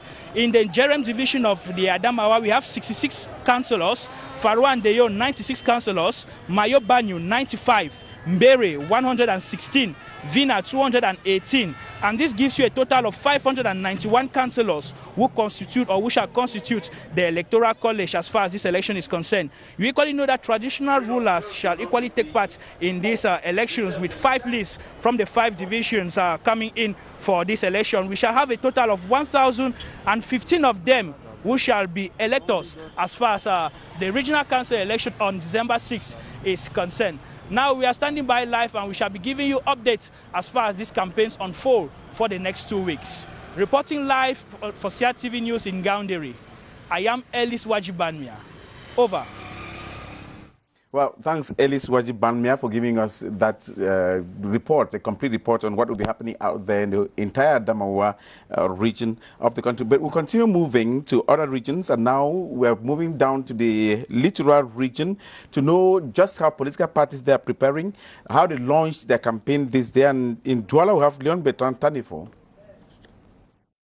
Bonsoir Bertin Ayama, bonsoir Moki Edwin, bonsoir à votre panel. Merci de nous retrouver ici à Douala, dans la région littorale, où nous observons un début de campagne assez timide, quoique effective. Effective parce que, à l'heure où je vous parle, le RDPC principalement mobilise ses troupes dans la Sanaga maritime à Edea. Il y a actuellement un meeting de mobilisation des fonds, mais également de définition de la stratégie. Situation similaire ici à Douala dans le premier arrondissement, notamment à la maison du parti de Bonanjo, où le Rassemblement démocratique du peuple camerounais également mobilise ses militants pour aller à la conquête de l'électorat. Côté statistique, il convient simplement de signaler qu'environ 1018 conseillers municipaux seront appelés aux urnes le 6 décembre prochain. Pour ce qui est du commandement traditionnel, Bertin Ayama, nous signalons simplement que 2 listes sont en compétition dans le Mongo, 2 dans le Nkam, 4 dans le Sanaga maritime et 1 liste dans le Voré. Côté parti politique, un parti politique, le RDPC, est en liste dans le Mongo, 3 dans le Nkam, à savoir le PCRN, le PUS et le RDPC, 4 dans la Sanaga maritime, notamment le MLDC, le PCRN, le RDPC et l'UPC. 3 également sont en liste dans le Voré, le PCRN, l'UPC et le RDPC. Il convient de signaler, Bertin Ayama, que l'UPC a été réhabilité au terme du contentieux préélectoral tenu il y a quelques semaines au tribunal administratif. Voilà globalement la situation qui prévaut ici à Douala. Nous tenons également à signaler que pour le moment, on ne parle pas encore du système d'alliance entre les différentes partis politiques. Donc c'est une compétition assez rude qui va se disputer entre les différentes formations politiques et également le commandement traditionnel. À vous le plateau. Merci Léon Bertrand Tanifo pour ces nouvelles fraîches qui nous viennent du terrain. Vous comprenez que événement spécial, dispositif spécial pour la CRTV, qui a également sorti les grands moyens pour vous faire vivre cette grande première, à savoir les élections régionales. Sur le dispositif CRTV, écoutons Daniel Menanga. 6 décembre prochain, un grand moment du processus démocratique qui n'échappe pas à votre chaîne. Premier temps fort dès ce samedi, ouverture de campagne pour les régionales sur le poste national de la CRTV. Nous avons plusieurs éditions de journaux qui vont être créées pour pouvoir accompagner ce moment-là. Il y a des émissions qui traitent des questions d'opinion qui vont être suspendues pendant cette période. À voir dès les premières heures de propagande le déploiement sur le territoire national. Nous avons le journal des régionales et comme d'habitude, monsieur le directeur général a insisté sur le fait que nous donnions la même visibilité à tous les acteurs. Vous n'êtes ni radio ni télé, hors du pays, alors où que vous soyez, connectez-vous sur CRTV Web, Facebook, en live, les journaux et magazines spéciaux. Sur CRTV, 2 semaines aussi inédites que ces toutes premières élections au Cameroun. If you're just joining us, you're watching this special program on CRTV News on the launch of campaigns ahead of the December 6 regional elections in the country. And we just watched there what CRTV is planning to give maximum coverage to all the candidates and the political parties contesting, also to the chiefs who will be taking part. Now, as far as the media is also concerned, there are some guidelines given by the National Communication Council that must be respected by all reporters to ensure there's peace and stability in the country. Those guidelines were given by the chair, the president of the National Communication Council, Peter Isoka. De manière générale, l'exigence déontologique telle que prescrite par l'article 2, alinéa 2 du décret du 24 septembre 1992 rendant exécutoire le code déontologique du journaliste qui dispose que le journaliste est tenu de traiter l'information avec objectivité et responsabilité. L'inscrit au cœur de la nature même des métiers de la communication. Les règles du jeu qui sont donc claires pour tous les médias. Au téléphone, je crois, le responsable média du PURS, Pierre Dodin Ombankani. Bonjour. Bonjour Bertin Ayama, merci à la CRTV de nous solliciter en ce moment solennel et historique. Vous le savez, il faut le repréciser aujourd'hui, c'est donc la journée qui manque le lancement officiel de la campagne électorale pour les régionales de 2020 au Cameroun. Je rappelle que vous êtes vous-même candidat dans le Mbamé-Inoubou. Bien sûr, nous sommes candidats dans le Mbamé-Inoubou. Et il faut repréciser que nous partons candidats dans une formation politique qui se veut très jeune et dynamique, qu'on appelle le Peuple uni pour la rénovation sociale, le PURS. Et donc, nous avons choisi cette formation politique à cause de son projet de société. Aujourd'hui, nous voulons nous engager et nous nous engageons à présenter ce projet de société aux populations afin que nous puissions leur proposer quelque chose de sincère et de sérieux. Et dans votre profession de foi, vous dites le Mbam-Inoubou reprend son destin. Ça veut dire quoi? Eh bien, vous le savez, voici plus d'une vingtaine d'années, n'est-ce pas, Bertin, que le Mbam-Inoubou est mal représenté dans les sphères de la représentation de notre pays. Ce qui a fait perdre à notre prestigieux Mbam et stratégique département l'amour sincère de ses fils et de ses filles. Vous le savez, le Mbamé-Inoubou est pourtant le grenier agricole, le quartier latin, qui est donc une bénédiction du relief du Cameroun. Parce que le Mbamé-Inoubou, c'est le Cameroun en miniature. Ses atouts, au contraire, auraient donc pu lui garantir une place de choix dans les politiques et stratégies nationales de développement de notre pays. Mais, comme vous pouvez le constater, l'inertie des acteurs qui représentent le Mbamé-Inoubou depuis plus d'une trentaine d'années fait donc à ce que le MBAM est ce qu'il est aujourd'hui. Après, il y a quel papier? Allô? Vas-y. Allô? Paul Dodin? Oui, je vous écoute. Oui, vas-y, vas-y. Et donc, vous savez, nous avons donc déposé notre candidature, comme je le disais, pour donner au Mbami Noubou ces lettres de noblesse. Eh bien, nous sommes conscients de nos responsabilités et de l'ampleur des défis à relever. Nous venons donc solliciter les suffrages sur la base de 10 principaux engagements qui guideront notre action commune au cours de 5 prochaines années. Nous sollicitons les suffrages des conseillers municipaux pour développer une étroite collaboration avec les 9 communes du Mbami Noubou en vue d'une meilleure mise en œuvre du Code général des collectivités territoriales décentralisées. Parce que vous le savez, le nouveau Code général des collectivités territoriales décentralisées est donc cette opportunité pour les populations de mieux accéder à la gestion des affaires publiques. Eh bien, en tant que conseiller régional, futur conseiller régional, nous devons donc nous investir pour contribuer à traduire dans la réalité l'implémentation de cette loi à travers nos actions porteuses et collaboratives. C'est votre campagne aujourd'hui? De nos priorités pendant les prochaines années de nos vies politiques avec les populations du Mbami Noubou. Nous nous engageons aussi pour les populations du Mbami Noubou à contribuer au renforcement des capacités des acteurs de ces communes du Mbam dès notre prise de fonction. Nous nous engageons à collaborer avec les communes étroitement en vue de mobiliser des ressources financières et techniques. We are getting the promises you are making. Des plans communaux de développement.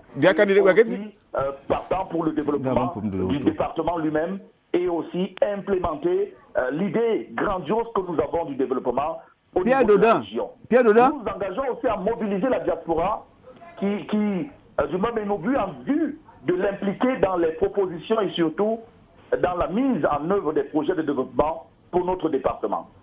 Pierre Dodin, vous avez le retour? Apparently, we have difficulties having our guest on the line, but I wanted to know from him if the campaigns were actually launched today, if at all they had some activities today. If so, what activities did you organize in Mbam and Noubou today? Écoutez, je l'ai dit, nous partons à cette campagne électorale très engagée. Est-ce que vous avez déjà lancé les campagnes, monsieur? Une seule chose, c'est que nous avons notre place face à ce destin historique que sont les élections régionales. Okay. Et je le dis aujourd'hui, c'est rentrer dans l'histoire que de participer à une élection régionale. Et donc le PURS a toute sa place, a tous les moyens et se déploie dans 3 localités, vous le savez. Nous sommes candidats dans le Mbami Noubou, nous sommes candidats dans l'Union Ekele, et nous sommes candidats dans le Nkam. Et donc, tous les candidats par le PURS présentent tous les moyens de réussir. Pierre Dodin, concrètement, qu'est-ce qui a été fait aujourd'hui et ce que vous comptez faire pour justement faire passer votre discours quand on sait que le RDPC est majoritaire dans le Mbami Noubou, s'agissant des conseillers municipaux? Et donc, ce n'est pas l'obésité du RDPC qui nous fera peur. Je vous le dis, moi j'interpelle la responsabilité des conseillers municipaux qui sont aujourd'hui mûrs, qui sont aguerris sur la question de la chose politique, qui sont aguerris sur la question du développement et qui comprennent déjà avec qui ils peuvent fonctionner. Vous le savez, ils sont là avec ce que le RDPC leur a proposé depuis 20-30 ans, mais le Mbami Noubou n'a pas changé pour le cas du Mbami Noubou. Pour le cas du département du Nkam, il n'a pas changé. C'est toujours ces routes qui sont qui embourbent les voitures. C'est toujours des villages sans électricité avec le RDPC. Mais ce que nous proposons aujourd'hui, c'est d'appeler la responsabilité des conseillers municipaux qui ont aujourd'hui le pouvoir de choisir, parce qu'il faut repréciser que cette élection va au-delà du parti politique. Pierre Dodin. Cette élection va au-delà du parti politique et les conseillers municipaux... Pierre Dodin. Les conseillers que je connais très bien sûrement... On va souhaiter bonne chance à Pierre Doudon. Il y a un souci de Pierre Doudon ne veut pas répondre à la question. Qu'est-ce qu'il a fait aujourd'hui? Qu'est-ce que son parti politique a fait aujourd'hui? Il est en train d'esquiver. But I think that back here in the studio, we should talk now about the regional assemblies, a specificity about the Northwest and Southwest region. How is the regional assembly, or are the regional assemblies going to function? Now, you need to understand that the regional assembly will constitute two main chambers, and in these different chambers, for instance, you have the House of Chiefs. And the House of Chiefs, they got their responsibility, most especially when it comes to promoting culture within their region, is their main responsibility. And these different houses will siege on during the same period, but differently or in different... so the chiefs are meeting? They'll meet at their own time. The divisional councillors are meeting? The divisional councillors are equally meeting, and they have their agenda. Remember, the vice president of the regional assembly will equally participate in the deliberations of the House of Chiefs. But now when it comes to matters that do affect both chambers, they can come together to deliberate. So this is the particularity, most especially when it comes to the Northwest and the Southwest. Will the House of Chiefs have a president, and then the regional assembly a president also? No, the House, at the level of the House of Chiefs, you have the vice president of the regional assembly who sits there. Who is the chief? He's not a chief, but he is appointed to follow up deliberations, and he brings now the deliberation to the divisional house, which is being put in place there. So this is what we need to take into consideration. So they have specific responsibilities to carry on, but in a situation whereby the functions do somehow meet, they can come together as a unique chamber to deliberate and maybe now vote and see how they can implement this decision.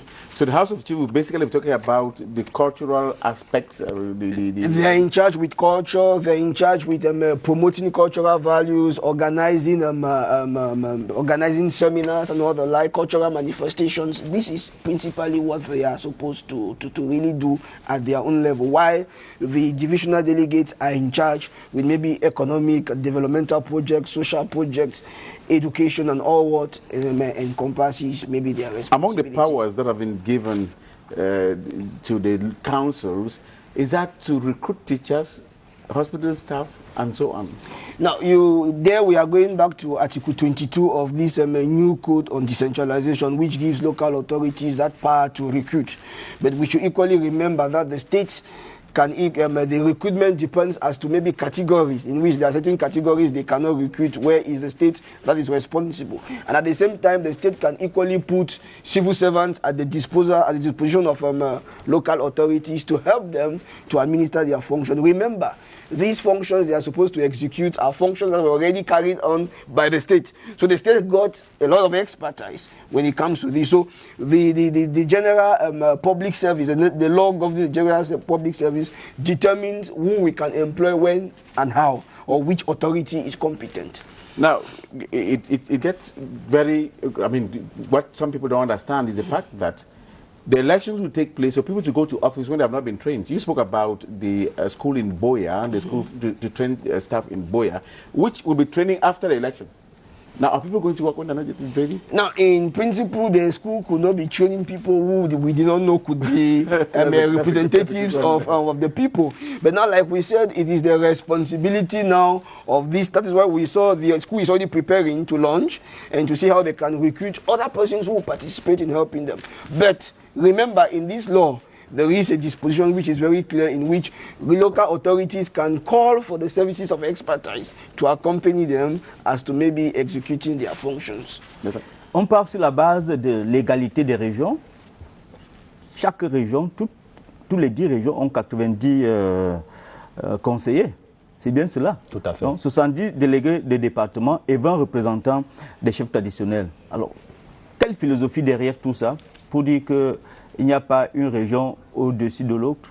Il n'y a pas une région au-dessus d'une autre. Et c'est pour ça justement qu'il ne faudrait pas que le statut spécial octroyé aux régions du Nord-Ouest et du Sud-Ouest soit perçu, soit appréhendé comme un mécanisme pour essayer un peu de créer une disparité par rapport aux autres régions. Parce que ce qu'il faut que les téléspectateurs, notamment tous les citoyens, sachent, c'est que l'un des objectifs de la décentralisation, qui n'est peut-être pas décliné dans le Code général, des collectivités territoriales décentralisées, c'est renforcer l'unité nationale et la cohésion sociale. Et voilà pourquoi, pour des raisons d'unité nationale et de cohésion sociale, on a estimé que ces deux régions, compte tenu des particularités historiques et culturelles que personne ne peut nier, peuvent bénéficier d'un statut spécial pour essayer un peu de s'administrer en tenant compte de leurs spécificités culturelles. Pourquoi? Parce que la décentralisation, justement, vise une administration qui tient compte des réalités et des spécificités propres à chaque communauté locale qui constitue une collectivité territoriale décentralisée. Mais ces régions sont des régions d'une égale valeur. Il ne faudrait pas que le statut accordé à ces deux régions du nord-est et du sud-ouest soit perçu comme une discrimination par rapport aux autres 8 régions qui vont fonctionner, n'est-ce pas, avec un autre système. Alors, quel poids accorder au commandement traditionnel?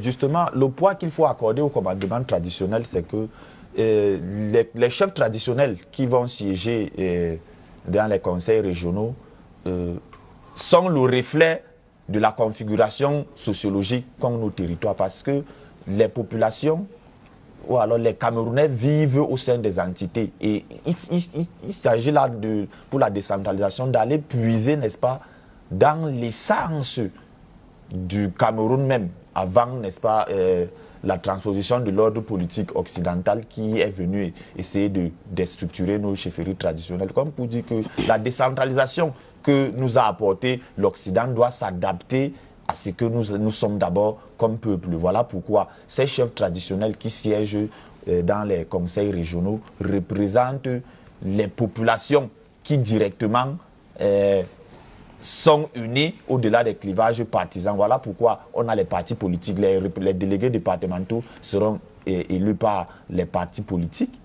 Et les chefs traditionnels sont un peu là pour essayer de donner un cachet particulier, n'est-ce pas, à la décentralisation, pour exprimer la volonté du vivre ensemble, la volonté de la cohésion, de l'unité nationale, parce que les Camerounais, nous sommes un État, un indivisible, au-delà des clivages partisans qui peuvent essayer de créer un certain nombre de cueils. Just to add something still in line with this, if you should go to our constitution in the preamble, you understand that it is all about our identity. And our identity is part of our culture, is part of our tradition. And Cameroon, like any state, has that obligation to have its own identity. Yes. And in line with this, therefore, we cannot deny traditional rulers who are like custodians of this identity. So we bringing them... Docteur, yes. On ne parlait pas d'identité, mais de poids. I'm coming with the weight. I'm coming with the weight to play. Il va préciser la question. I'm coming with the weight. Je reviens sur la question. 20 représentants pour le commandement traditionnel, 70 délégués des départements pour constituer le conseil régional. Alors, on est en démocratie qui suppose la voix de la majorité. Alors, vous pensez que ces 20 voix seront suffisamment audibles? Now, the question, you need to understand that traditional rulers are not politicians as per se. That is why if you should go to the code on decentralization, it defines their domain. And in their domain, they are the only ones to talk there. Certains observateurs vont vous demander si vous êtes au Cameroun. No, but we are in Cameroon. That is why if you should... Lorsque vous dites que les chefs traditionnels ne sont pas engagés en politique. No, they are engaged in politics, but like I said, in principle, they are not political actors. That is why you realize that they are elected by their peers and not the population. Yes. You understand? Please, can you emphasize on that? What is the thin line between the council, the election of regional council, and the members of the House of Chiefs?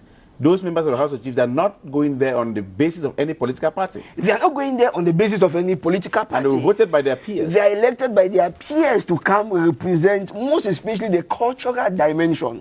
And that is why the law itself specifies exactly what they are to do. So they are not going there to compete with the other divisional representatives. No, they don't compete with them. So their domain is specific.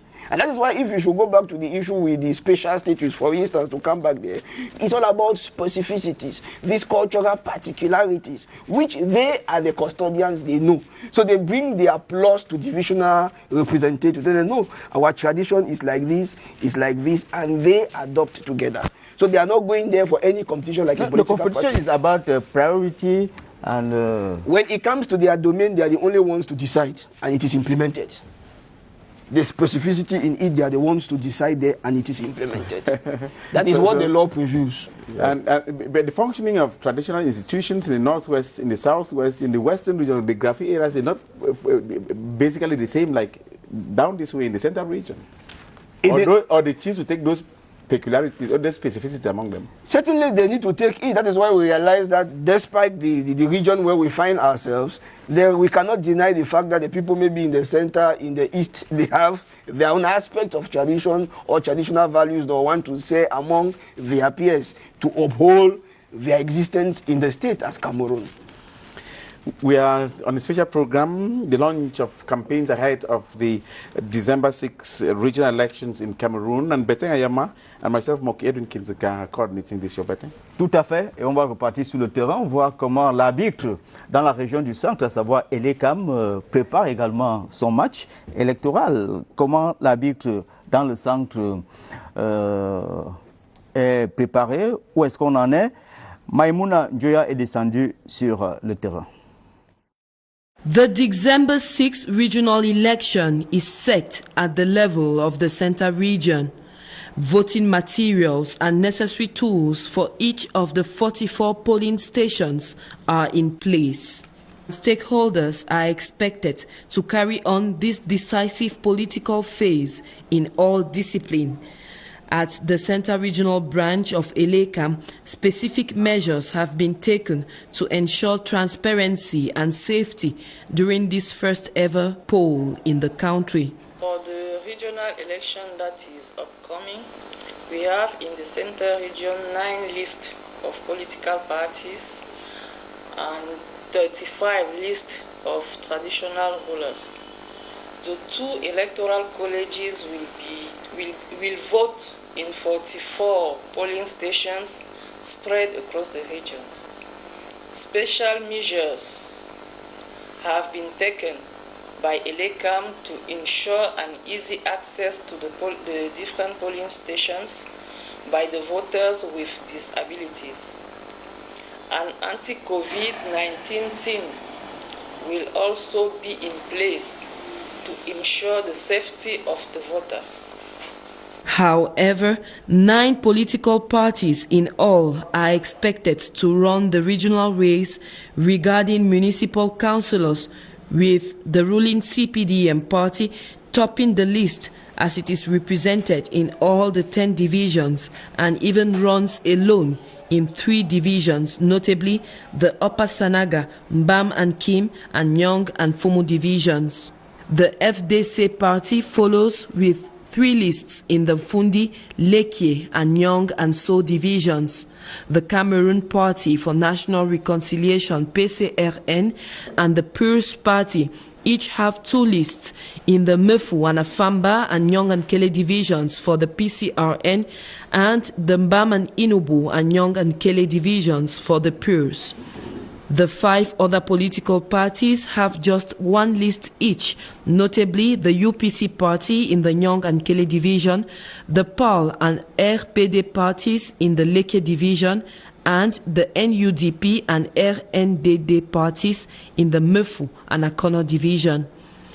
As far as the first and second class traditional authorities in the election are concerned, the Nyong and Kele division is at the top with 7 lists, followed by the Nyong and Fumu and Mefu and Afamba divisions with 5 lists each. The Nyong and So, Upper Sanaga and Bam and Inubu divisions have 4 lists each, while the Lekie and Fundi divisions come in with 2 lists each. Lastly, the Mefu and Akono and Bam and Kim divisions both have just a list. Now that all the actors are known, local populations are eager to see and feel the socio-economic impact that the different regional representatives will eventually create. Nous restons dans la région du centre, cette fois à Obala, pour signaler déjà que les départements les plus disputés sont au nombre de 6, je crois.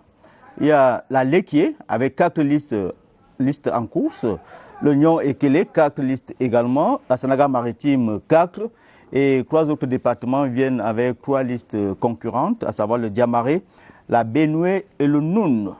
Au Bala pour écouter maintenant le maire de la localité.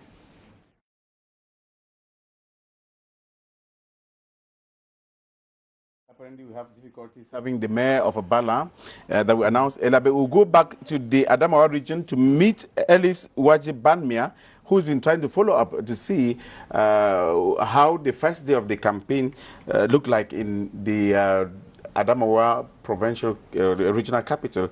Ellis Waji-Banmia, if you are on the line, over to you.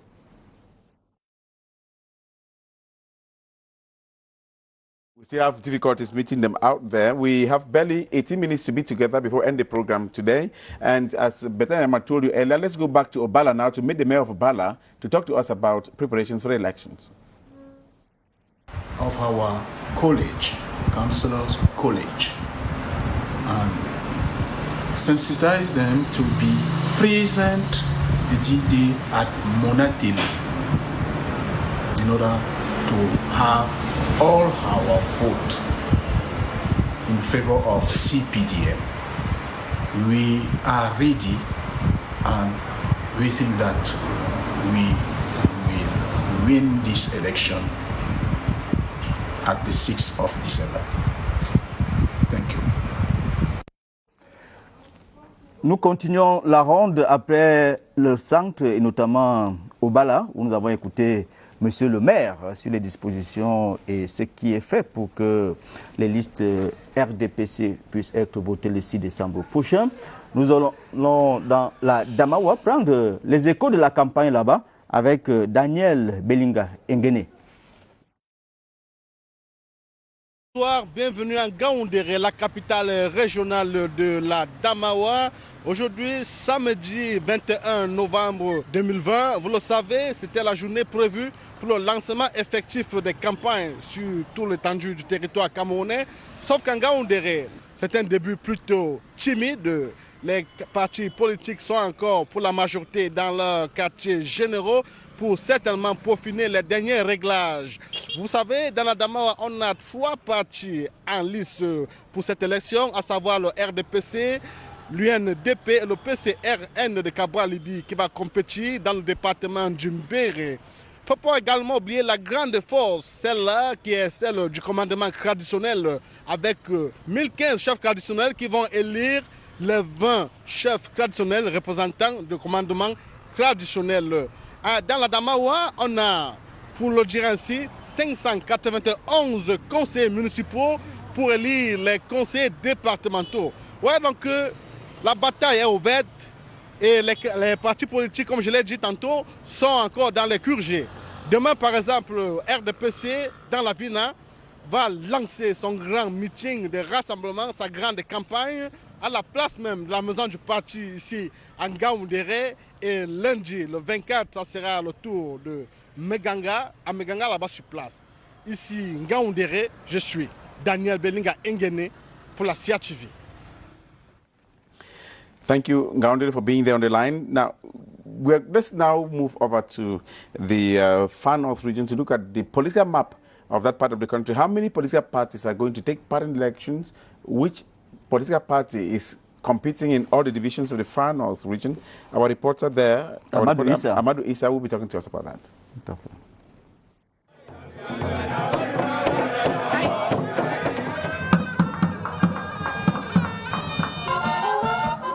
La plus belle des régions.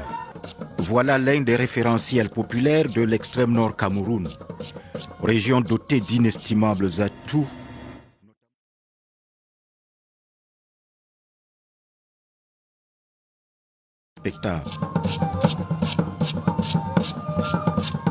Plus d'1 million d'électeurs inscrits. Un véritable champ politique bruissant souvent. Des échos de batailles palpitantes entre ses courtisans lors de différentes consultations électorales pour son contrôle. L'extrême nord aussi parmi ces découvertes-là. C'est pourquoi il est tellement chouchouté. C'est l'envie de tout parti politique d'être représenté partout. Mais le charme de l'extrême nord fait le plus de choix, que ce soit sur le plan économique, que ce soit sur le plan social, que ce soit sur le plan même de la population en général. L'issue du double scrutin législatif et municipal de février 2020, par exemple, a généré, après le toilettage du fichier électoral par Elecam, organe en charge de l'organisation des élections au Cameroun, 1446 conseillers repartis entre le RDPC, l'UNDP, le MDR, le FSNC, l'ANDP qui figurent sur la carte politique de la région où peut s'observer des rivalités de puissance dans l'arène.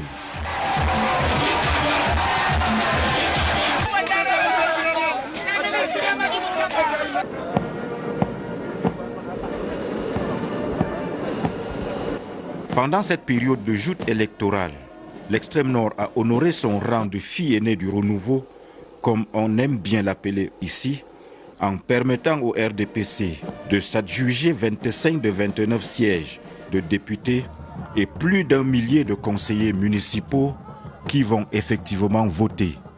Une position de domination que les challengers voudront bousculer à leur avantage avec la promesse ferme de sortir la région de la pauvreté. Les élections, c'est le challenge. Les élections, c'est le programme. Notre stratégie que nous avons mis sur pied va surprendre les gens parce que pour aller en guerre, il ne faut pas tout étaler. Il faut garder toujours la balle du chef. Notre parti, ce n'est pas un jeune parti, c'est un vieux parti qui est dans les communes, qui est à l'Assemblée nationale et qui pense être bien aussi dans les régionales. Notre slogan, l'UNDP, c'est un parti d'espoir. Nous avons tous nos chances en tant que RDPC, parti leader au niveau du Cameroun depuis des années, de remporter ces élections et de conforter ainsi le chef de l'État. Cette bataille va connaître une forte expression au cours de la campagne dont le dénouement est prévu le 6 décembre, le jour du vote. Les conseillers municipaux issus des 47 communes des 6 départements que compte la région vont arbitrer dans le cadre du collège des conseillers régionaux l'alléchante affiche qui mettra aux prises les dragueurs de le RDP sort de son rôle dans le maillot d'Anaï, le maillot Savache et Vaché pour venir à bout de l'UNDP, du MDR et du FSNC qui croient en leur chance réelle de déjouer les pronostics pour contrôler le Diamaré, le maillot Kani et le maillot Tchanaga.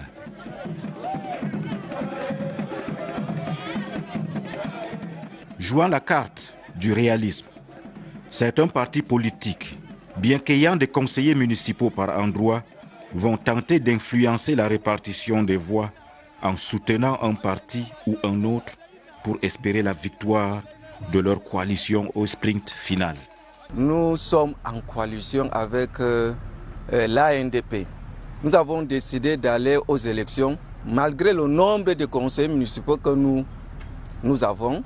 C'est une façon pour nous de relever le challenge, puisque nous avons prouvé autrefois que nous pouvons mieux faire. Nous allons convaincre donc certains conseillers municipaux des autres partis politiques afin qu'ils puissent donc maintenant adhérer à notre programme. Le commandement traditionnel va aussi mouiller le turban pour le triomphe de ces listes. Dans ce collège électoral, leurs majestés devront conquérir et s'attirer les faveurs des 3976 électeurs pour départager 12 listes en compétition, dont 4 dans le Logon Echari, 3 listes dans le Mayokani et 2 dans le Diamaré, avec l'ambition de participer à la gestion des affaires locales. Déjà sur le point de vue de la complémentarité entre le pouvoir central et le pouvoir local, il y aura une amélioration. Puisque aujourd'hui, ce n'est plus du haut vers la base. Aujourd'hui, ces gens-là vont faire de la base pour le haut. Et ils sont mieux représentés pour dire qu'il y aura un puits à Meskin, il y aura un forage à Djarengol, il y aura une route à Lugol, il y aura une route à Domayo, il y aura une route ainsi de suite. Du choix de ces 2 collèges électoraux sortiront celles et ceux qui auront l'opportunité remarquable d'ouvrir une nouvelle ère dans la concrétisation du principe de la subsidiarité dans la région de l'extrême nord, tout en restant dans la trajectoire de l'émergence du Cameroun. L'opération séduction est donc lancée pendant 2 semaines. On va pouvoir faire la cour à ces électeurs. Ils sont environ 10 600 conseillers municipaux qui vont élire donc ces représentants des départements au niveau des régions. Et tout est mis en œuvre pour que ça se passe dans la paix et dans la sécurité. Les gouverneurs des régions étaient réunis ici à Yaoundé dans le cadre de leur rencontre semestrielle et à ce niveau-là, tout a été mis au point. On va écouter le ministre de l'administration territoriale, Paul Atangandi, sur ce sujet. This conference holds after esteemed instructions from President Paul Biya, who gives us all the orientations. So for more than 2 days, we have had extensive deliberations with all the stakeholders. The Secretary of State in charge of the National Gendarmerie, the Delegate General for National Security, and the Minister of Decentralization made good exposés so that the governors should understand what is at stake. So as for now, I can tell you that globally, the security situation of the country is under control, despite some challenges that we have in the northwest, southwest regions, in the east and in the far north region. But globally, everything is under control. And the governors have been instructed also to continue sensitization on COVID-19. That we can regret the fact that the barrier measures are not respected as we could have expected. So the regional governors will take back the sensitization train, and they have to implicate all the SDOs, the DOs, religious authorities, traditional rulers, and all the stakeholders. Cameroon's Territorial Administration Minister Paul Atangandi there assuring the public that enough security measures have been taken for the elections to be conducted. He spoke after the meeting of the 10 regional governors that was held here in Yaoundé this week. Now, we shall be concluding this program in about 8 minutes, and it's time for us to start drawing the lessons, looking at what will be happening during this week, who has to do what and where. There are certain things, Jani Leonard Kulu Mola, that I saw in the electoral code, the sizes of the posters, the time to campaign, the time not to campaign, the types of messages to pass. Are there some certain things that should be avoided, that should not be done during this period? No, I'm sure elections generally are being governed with our electoral code in Cameroon, and obviously they do caution actors who participate as to how they need to go about their election. So generally rules are there. Even if we should take the level of communication, we'll realize that even medias are being called upon to respect certain rules, and most especially as to time that will be allocated for maybe candidates by when the time we start. So it's normal, and all of this is simply to reach the quest for maybe fairness, equality, and all of that, because it is necessary for any normal democratic process. And we know that these regional elections are extremely important for our country. Remember, the stakes around these elections do center around what we can talk of security, most especially if we should take the English regions of Cameroon. Now, the regime in place believes that if we should reach these elections, it will go a long way to check the insecurity in this region. So it's a sensible election, which implies that rules must be respected. If we should take the challenge when it comes to development, and that is why we see different competence have been given to the respective maybe regions in place to ameliorate the situation of their people, because whether we like it or not, there has been this socio-economic malaise in our different respective regions. And if we should talk democracy and that quest for local participation, then let's allow these people, let's give these people the opportunity to make their own choices and to decide as to how to go about resolving their problems. So it's an utmost call, like I said from the beginning, which the rules now need to come in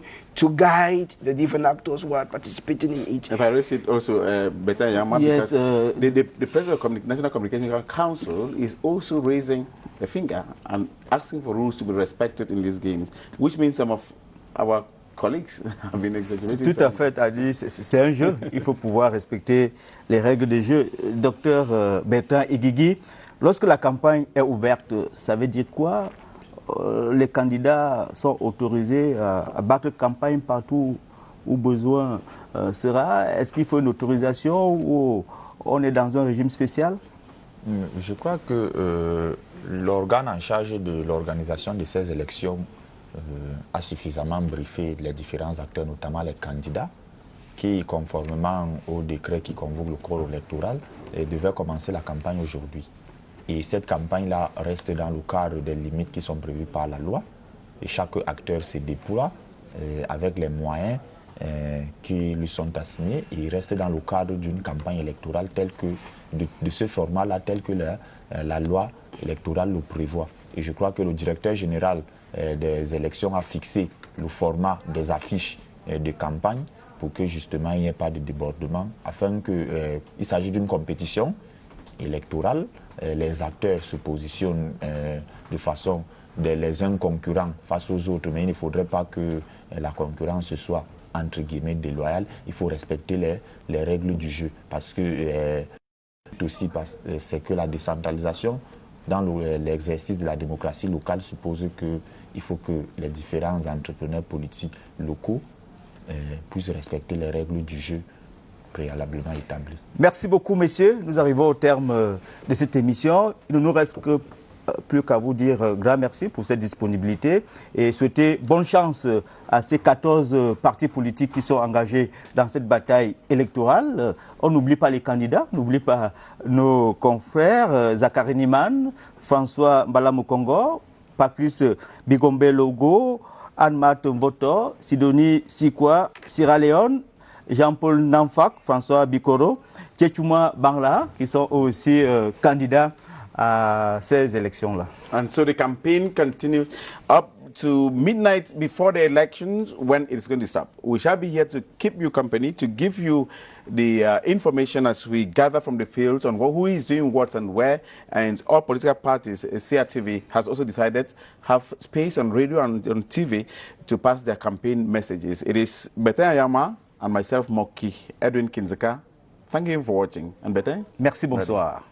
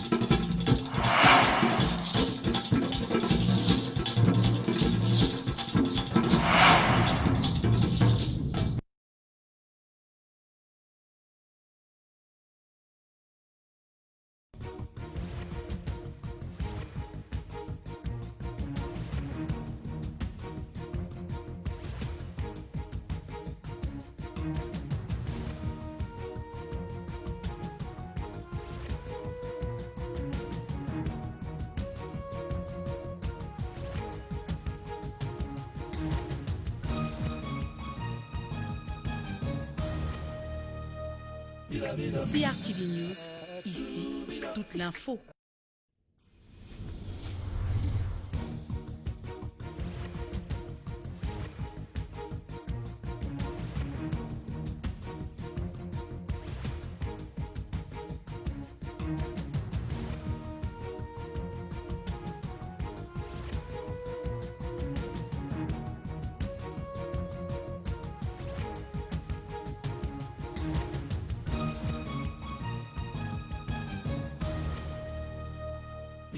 CRTV News, ici, toute l'info.